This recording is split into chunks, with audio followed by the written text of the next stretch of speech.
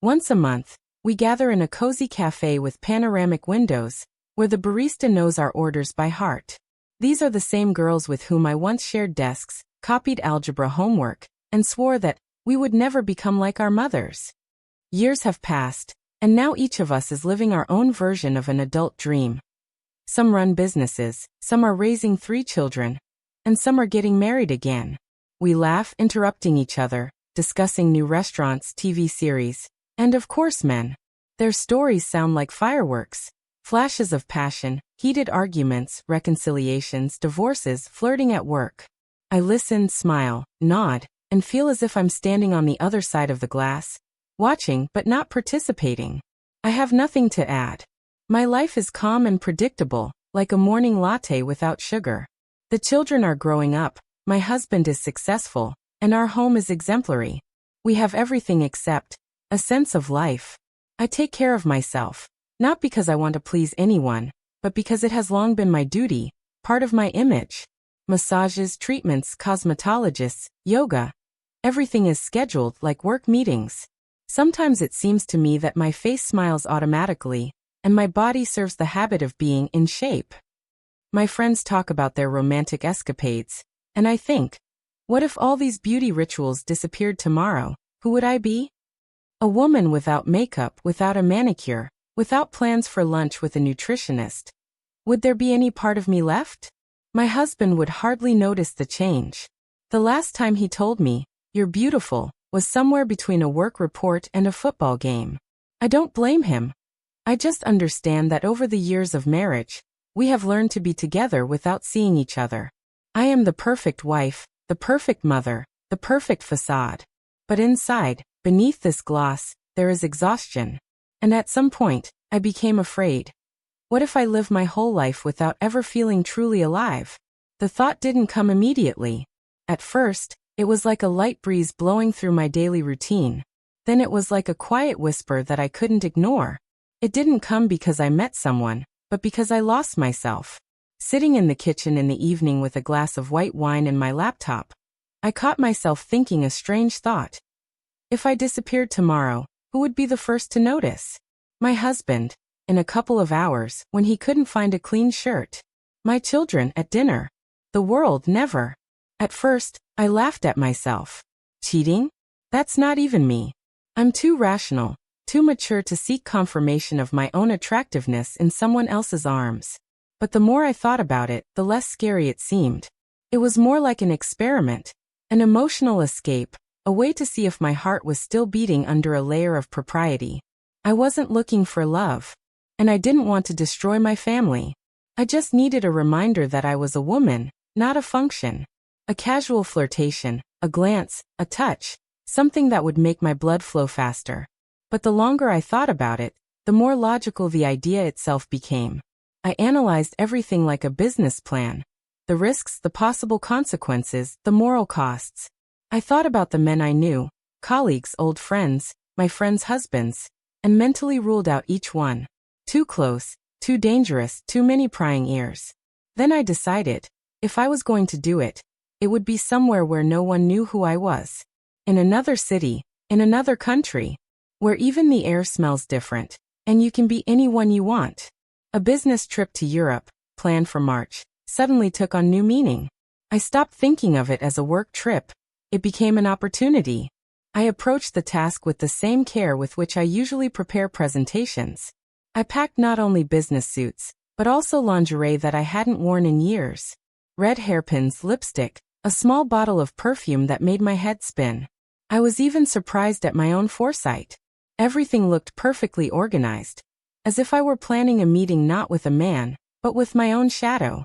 When the suitcase was closed, I sat on the bed and stared at it for a long time. There was no excitement or shame in my chest, only cold concentration. All emotion had burned out during the preparation stage. The affair was no longer madness. It had become a project. Rational, carefully calculated, with the goal of feeling alive. Everything at the hotel where I stayed was impeccable, from the sparkling lobby to the perfectly sliced fruit at breakfast. A typical business paradise, where people smile automatically and wear identical suits. I felt the same, part of a smooth, predictable surface. Until that morning. I noticed him by accident. He was sitting at the next table, drinking coffee without sugar and reading a newspaper. He wasn't young, but he wasn't old either. He didn't have the ostentatious confidence that so many men who are used to female attention have. On the contrary, he seemed focused, a little tired. And yet, there was something lively, real about his gestures, about the way he looked up when the waiter placed the cup on the table. Our eyes met for a split second. He nodded slightly, politely, without a hint of anything. But that was enough to keep me thinking all day. What if? What if he was the one, the random person with whom anything could happen? Not according to plan, not according to calculation, but because the universe decided so. The next day, I finished all my work earlier than expected. The city lay outside the window, gray, damp but attractive. I could have stayed in my room, watched a TV series, ordered a glass of wine. But something inside me, that sixth sense I had only read about in novels before, pushed me downstairs to the restaurant. And there he was. This time he noticed me right away. His gaze was long and attentive, not arrogant or judgmental, but rather inquiring. We started talking, first about the weather, then about the city, then just about life. He turned out to be not a tourist or a business partner, but a person who knew how to listen. We walked around all day. He showed me the old streets and told me legends, as if from a guidebook, but he did it with such enthusiasm that I caught myself smiling. With him, I didn't have to pretend. I didn't have to be the perfect wife, the responsible mother, the well-groomed woman. I could just be myself. When we returned to the hotel in the evening, I didn't know what to expect. Maybe a light kiss goodbye, maybe just a look that would remain in my memory. But when he held my hand a little longer than was proper, everything became clear. I didn't think, I didn't analyze. There was no plan, no fear. Just a moment in which it suddenly became hot and quiet. He walked me to my room. We stood next to each other in the elevator, too close for it to be accidental, and too far for it to be called closeness. The air between us trembled like before a storm. When the doors opened, I froze for a second, not knowing whether to invite him in or just say goodbye. But he looked at me calmly, almost questioningly, and I nodded. Everything happened as if by itself. Without words, without long preambles, without awkwardness. Inside there was no passion like in the movies, no torn buttons, no theatrical sighs.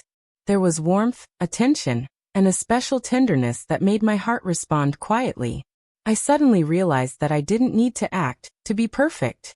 I didn't need to think about how I looked. I didn't need to control my every move. Just be. For the first time in many years, I felt alive. Not beautiful, not well-groomed, not a good wife, but a woman with a body and breath. We hardly spoke. Just touches and rare smiles in the dim light. Everything felt natural, as if we had known each other for a long time, even though we didn't know each other at all. The night passed quietly, without promises, without drama. When I woke up, he was gone. All that remained was a dent in the pillow and a faint, barely perceptible scent of perfume. On the bedside table stood a half-empty bottle of water. I lay there for a while, motionless, listening to my own breathing. No shame, no panic, no remorse. Only calmness, almost bright. In the bathroom, I looked at myself in the mirror and thought, nothing has changed, but everything is different. The same features, the same makeup, the same movements, and yet, as if something inside had shifted. As if gears that had been standing still for a long time had suddenly started turning. I didn't see him at breakfast. There was no note, no business card, not even a glance across the room. He disappeared as quietly as he had appeared. And I realized, this is right. No words, no consequences, no expectations. Just a moment that will remain mine. On the plane home, I felt a strange sense of relief. Not because it was over, but because I had finally done something not out of duty or habit, but because I wanted to. Not for someone else, but for myself. The plane landed softly, as if it had never left the ground. Outside the window was a gray sky, foggy and cold. People clapped, took out their phones, and checked their messages. I sat and looked out the window, not rushing to get up. I didn't want to return to my usual rhythm, where everything is on schedule, where every word, every dinner, every kiss is predictable in advance. My husband was waiting for me at the exit. with that same confident expression I once loved, a mixture of concern and irony. He always greeted me with jokes, as if he were afraid of silence. We hugged, quickly, casually, without drama. His scent was familiar, reassuring. But I noticed that as he hugged me, he held me a little longer, as if trying to make sure everything was in place, that it was really me who had returned. In the car, he asked how the trip had been, and without waiting for details he smiled. "So, did you find a lover there?" He said it in his usual manner, half jokingly, but with an attentive squint. Before I would have laughed it off, snorted, rolled my eyes. But this time something clicked inside me, and before I had time to think, I replied, "Yes." He glanced at me, then back at the road. "Young, handsome, rich?" "Neither. Just interesting." "Is he any good in bed?" He smiled a little tensely. "Not bad," I said calmly. "A B plus. We fell silent. The air in the car became thick and sticky. I could almost hear the gears turning in his head. It was our usual exchange of irony, but for the first time in all these years, I didn't know where the game would end. I wanted to say, "Yes, I'm serious." I wanted to see how he would react. Would he be scared, angry, or believe me? But I couldn't. Caution won out. I hid in his arms, as if seeking protection from myself. "What do you think?" I whispered. He laughed, as if a weight had been lifted from his soul, and kissed me on the temple. But at that moment, I knew that somewhere deep down he was still thinking about it. Maybe for the first time in a long time, he imagined that his ideal wife could do what he thought was impossible. In the weeks that followed, I felt this change. There was something new in his gaze, attention, suspicion, excitement. He began to joke more often about lovers, suggest going to restaurants, and casually check my phone. It was all funny and strangely affectionate. It was as if the spark between us had been rekindled. And surprisingly, I liked it. A year has passed. Sometimes it seems like a lifetime, sometimes like just a few days. Everything fell into place. Children, work, home, familiar worries. No one found out, no secret letters surfaced, no drama or revelations happened. That night remained somewhere in a parallel reality. Like a short dream that you remember the taste of but cannot retell. I never regretted it. Not because it was right, but because it was necessary. Like a breath after a long hold.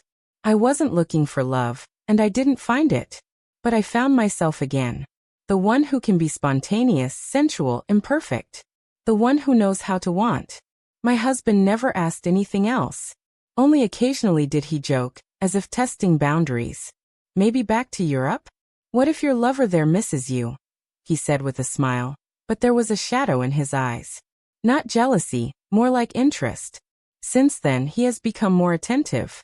Not in a showy or demonstrative way, just sometimes lingering a little longer than before or hugging me for no reason. Sometimes I catch myself being jealous of him, not of a specific woman, but of the very possibility that he could now lose me. We have both changed. I have stopped being afraid of the silence between us. He has learned to listen without interrupting. We have learned to talk again. And perhaps that is what turned out to be the real miracle, not that night in the hotel room. Sometimes, late at night, I sit by the window with a cup of tea and think, if I could turn back time, would I do the same thing? The answer is always the same, yes. But now I know that I don't want to repeat. Because I already got everything I needed. The feeling that life is still inside me. I look at my husband as if I were seeing him for the first time. I see the wrinkles around his eyes, his familiar gestures, and I realize, yes, I would like him. Probably even more than when we first started out. Because now I know the price of familiarity. I know how easy it is to lose what is alive under a layer of correctness. I am no longer looking for adventure. I just live. Sometimes I smile for no reason. And that is the best sign that everything was not in vain.